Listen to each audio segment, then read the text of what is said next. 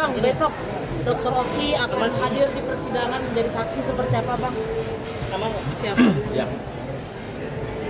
Jadi per hari ini saya sudah berkomunikasi dengan klien saya, Dr. Oki. Klien kami menyatakan siap besok untuk hadir memberikan keterangan sebenar-benarnya, ya, sesuai dengan fakta kejadian. Karena memang dari awal kami selaku tim kuasa hukum juga sudah menginterview, mewawancara, apa sih dok kejadiannya seperti apa. Lalu kami juga pastikan bahwa besok ya, apa yang disampaikan oleh Dr. Oki klien kami adalah suatu fakta dengan kejujuran yang bisa dipertanggungjawabkan. Karena apa? Kami tidak melakukan atau tidak memberikan briefing apapun kepada klien kami. Karena saya pribadi, saya juga kepingin, saya minta supaya apa kejadiannya, itulah yang disampaikan besok di hadapan muka persidangan. Bang, besok kehadiran Dr. Oki itu sebagai apa statusnya, saksi kah? Atau Sebagai saksi. Sebagai saksi.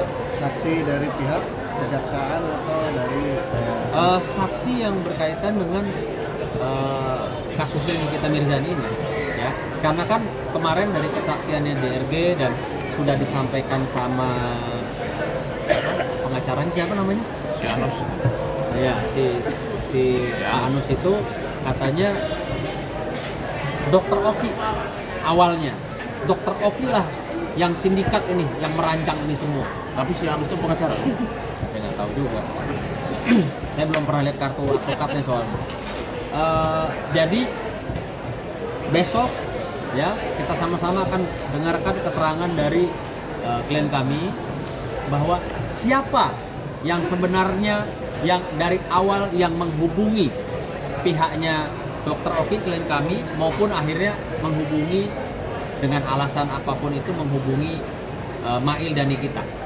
Ya, besok saya harapkan seluruh keterangan dari klien kami yang dimana sekali lagi saya sampaikan itu adalah apa yang terjadi, apa yang dialami dan berdasarkan faktanya, agar supaya majelis hakim ya betul-betul teliti dan di hadapan persidangan yang terbuka ini kita sama-sama bisa mendengarkan bahwa siapa yang terlebih dahulu meminta ya nomor kontak dari Nikita Mirzani dan siapa yang aktif dalam menghubungi Nikita Mirzani melalui Mail melalui Dr. Oki siapa yang aktif, siapa yang minta duluan, lalu siapa yang aktif.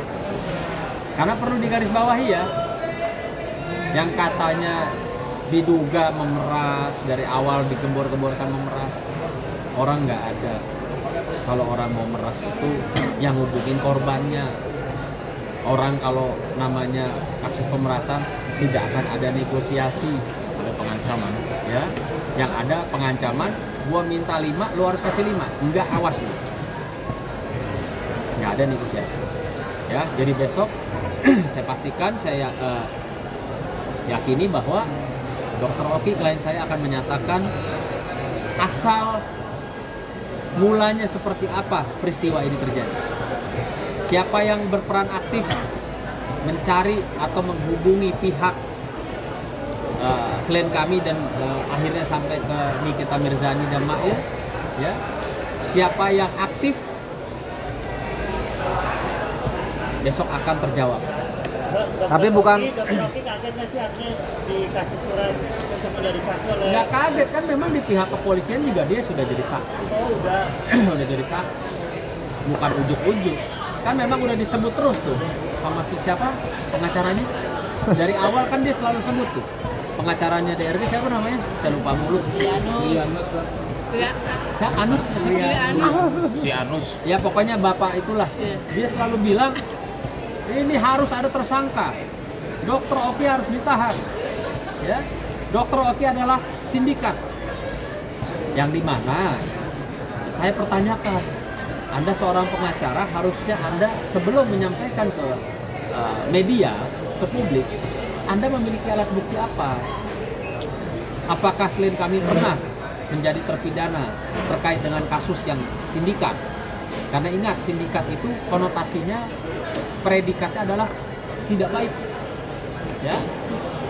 Contoh, sindikat perdagangan anak, sindikat perdagangan senjata, sindikat perdagangan narkoba, sindikat perdagangan wanita, itu kan selalu berkaitan dengan yang namanya sindikat itu hal-hal yang tidak baik, negatif dan sangat mencemarkan nama baik. Maka kami minta nih, ya, kami memang saat ini belum melakukan upaya hukum, tapi kami minta karena Anda yang selalu bicara di media, maka Anda tunjukkan juga dong di media. Pak Sunan, ini loh buktinya, klien Anda Dr. Oki itu pernah terpidana kasus sindikat apalah gitu ya, tunjukin. Karena kalau dia nggak bisa tunjukin, artinya selama ini yang dia sampaikan ke publik di hadapan media itu bertendensi fitnah, ya, artinya dia bukan seorang pengacara hebat atau profesional, karena dia berbicara tidak berdasarkan alat bukti yang otentik atau berdasarkan putusan apa. Bang, tapi bukan berarti kalau dokter ini nggak terlibat Bang ya.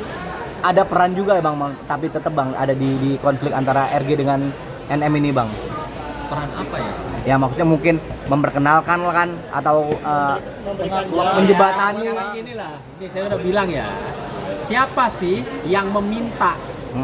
Apakah Dokter Oki yang ujuk-ujuk nelpon? DRG, lo mendingan telepon di kita deh. Atau DRG yang menghubungi Dokter Oki klien kami. Besok kita dengarkan keterangannya. Gitu loh, ya. Biar kita nih tahu semua lah yang sebenarnya seperti apa, awalnya seperti apa. Maka saya rasa klien kami keterangannya itu juga sangat dapat mempengaruhi nanti keputusan majelis hakim. Karena dia akan menyampaikan apakah dia yang menawarkan ya kepada DRG, lu ada masalah ya sama Nikita, lu mau nggak gue damein, lu mau nggak gue temuin, lu mau nggak gue kasih nomor teleponnya, atau DRG yang menghubungi klien saya meminta untuk bisa berkomunikasi dengan Nikita. Tuh, beda ya, dibedakan ya. Klien saya yang aktif, gue lihat lu lagi ada masalah ya sama Niki, mau nggak gue jembatanin, mau nggak gue temuin, mau nggak gue damein. Seperti itukah? Atau berbeda? Karena hukum itu betul-betul kita harus lihat benang merahnya. Siapa yang berperan aktif, siapa yang pasif, siapa yang menjadi korban, siapa yang menjadi pelaku. Gitu. Bang, soal percakapan pidana Dr. Oki sama Rijal Gadis itu gimana Bang? Terkait mungkin Percakapan apa ya? Soal pemerasan, mungkin dugaan terkait penyuap Niki lah gitu. Alat buktinya apa? Medsos sih Bang udah tersebar. Udah bocor juga Bang. Udah bocor gitu Bang. Nah, yang bocorin siapa? Yang rekam siapa? Yang percakapan ini loh Bang. Nah, enggak, itu yang rekam siapa? Nah itu kurang tahu Bang, cuma di publik Jangan itu bilang bocor. kurang tahu, orangnya sudah ngaku kemarin di persidangan kan?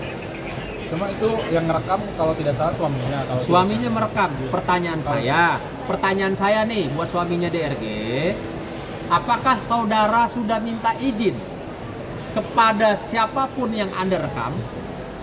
Apakah Anda sudah mendapat persetujuan dari orang yang direkam? Atau bagaimana? Atau tidak? Ya, misalnya saya sama Bang Nahak, kita ngomong, Bang, ini pembicaraan kita, saya rekam ya, abang berkenan nggak? Misalnya, kalau beliau berkenan, ya sudah. Tapi itu pun juga bukan artinya untuk disebarluaskan. Tapi kalau beliau tidak tahu bahwa dirinya direkam pembicaraannya sama saya, kalau beliau nggak terima, beliau bisa laporkan saya. Gitu. Emang klien saya punya rekamannya? Atau Niki punya rekamannya? Kan pertanyaannya begitu. Kenapa bisa beredar? Siapa yang mengedarkan? Artinya yang membuat, memproduksi, dan menyebarluaskan tanpa hak, tanpa izin dapat dikenakan pasal. Ya, ada undang-undang.